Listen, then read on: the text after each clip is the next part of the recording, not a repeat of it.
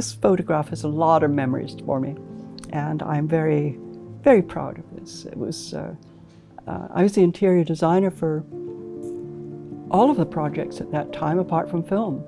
And I was the only interior designer at that part. I think they now have 60-some designers, but of course, Disney has grown since the 1960s when I was there. But it brings back many, many happy memories.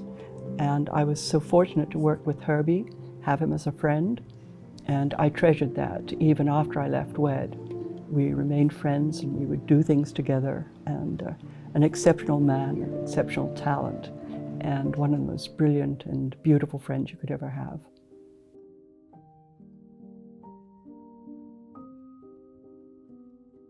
This is the first painting that I bought from Herbie, and it was probably 1966 or thereabouts, but he had just returned from 2 weeks in Carmel painting in his property up there, which he loved. It was his relaxation, and he kind of replenished his soul when he went up there. And he laid all the paintings on the bed, and Dorothy and Redmond and I, who were having dinner with him that night with our husbands, were allowed to choose a painting. I chose this one because it really intrigued me with the color combination and just the composition. And the only reason that I could really think that I could spend $125 for it, framed, was to give it to my husband for Christmas, which I did. And he looked at it and he said, well, that's not the painting I would like. I said, well, all right, which painting would you like? And he told me, and so I said, all right, then I'll have this one. And that's what happened. And I do have the other painting. It is of a Japanese girl. It was painted at one of his evening classes at the art school, art center, and it's unfinished. And when I told Herbie that I'd like to buy it, he said, but it's unfinished. The hands aren't finished. Herbie didn't like painting hands. And so he said, I'll finish it one day. So several months later, he walked in with the painting, still unfinished. And again, it was $125. And I had to admit, I didn't have $125. I was earning $125, I think, a week at that time. He said, well, pay me when you can. So it's a very poignant memories with that particular painting. I marvel. It's alive. It's working. It's a beautiful painting to me.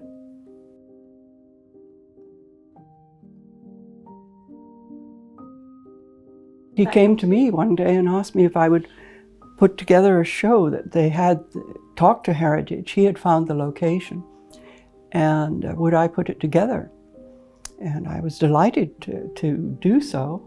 It was the first show I think he'd had in about 40 years. And it was an incredible success because everybody was just waiting to buy Herbie. And we sold, if I remember, it was something like $200,000 or $180,000 in 2 days. Well, the first weekend we opened. It was a tremendous success. I think Herbie was particularly proud of this painting. It's much tighter than many of the others that we had, but that's Herbie. He could do it all.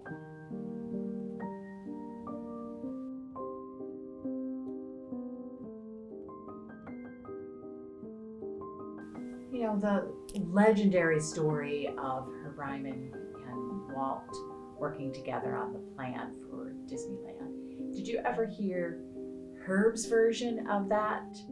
I did, and I heard Walt's version of that. Yes, and they were saying that Herbie didn't want to do it, and Walt had said basically, Herbie, if you'll do it, I'll stay up all night with you and feed you coffee. And apparently that's what happened. Both of them told me that story. The paint was still wet, or the ink was still wet, when Roy got on the plane to take it to New York, but he managed to sell it to the bankers back there.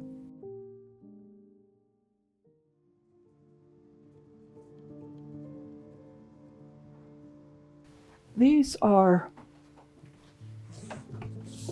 two of the illustrations from the book by Thomas Costain, who was a friend of Herbie's, of the Tontine. He did all the illustrations for this book. And these were preliminary sketches, I think. The front cover is actually a colored edition of the drawing that I have, the pen and ink that I have up there, which must have been a preliminary frontis cover, as it has the tontine written on it.